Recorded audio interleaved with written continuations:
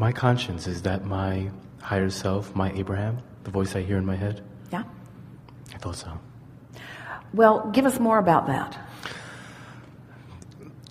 I heard you say, and I've been scrambling over old tapes to hear you to make sure I didn't duplicate the question, but you said something about time, and I thought maybe I can talk to my younger self, and when I do, instantly things clear up for myself, kind of forgiving the things that happened in the past. But the voice I hear in my head, and we all hear in our heads, it sounds like our own voice, and it sounds very very comforting. I'm thinking that's either my future self or what I will have evolved to in 1,000 or 2 years, that I can speak to my future self is speaking to myself now, and that's my conscience in my head?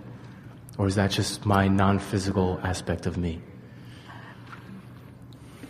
Words are very interesting because much of what you say is accurate, but most of what you say about that, we want to guide it into another understanding, and that is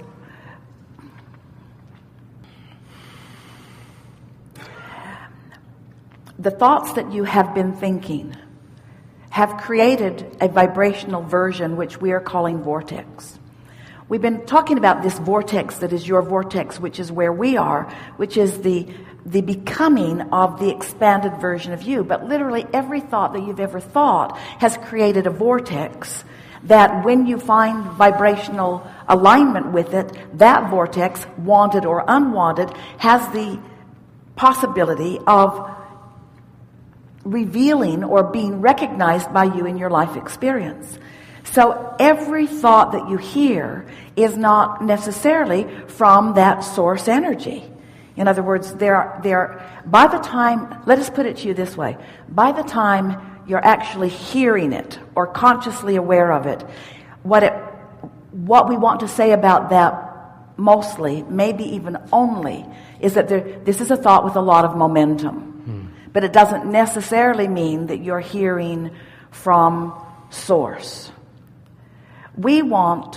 Here's another way of getting into it. One day, Esther said to Jerry, who, if you are not aware, he has made his transition into non-physical.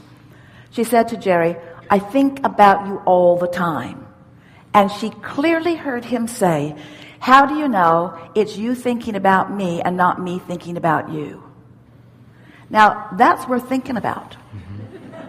Because these transmissions that are taking place, you are an interpreter of the transmission. So once it has come forth or revealed itself, that's not the right way of saying it. Once you have allowed yourself the revelation of it, once you have realized it, realized is a better word than revealed, because revealed sounds like somebody is presenting it to you, and realize means you're in the place of realizing it.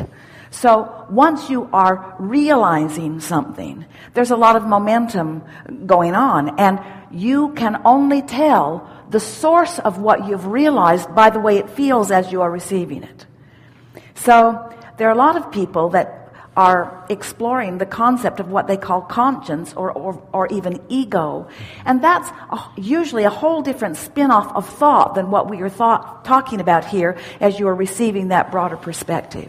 And we really don't want to get too heavy about any of this. What we want you to do is just find thoughts that feel good, because when you find thoughts that feel good, you're on your trajectory. And if you can stay on those thoughts that feel good, the momentum will become strong enough that then there will be no question in your mind where it is coming from.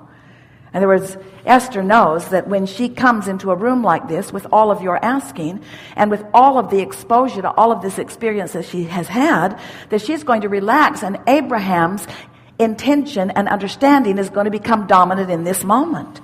And she has asked over the years, Abraham, why don't you just come forward and be me? Because you're nice to everyone, no matter what.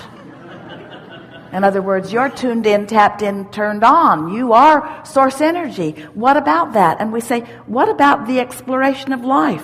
What about some step one moments? What about you defining what you want? And so this brings us to the question, what is the difference between you and your inner being? In other words, what is the difference between what you want and what your inner being wants? Well, there really is not difference between what you want and what your inner being wants.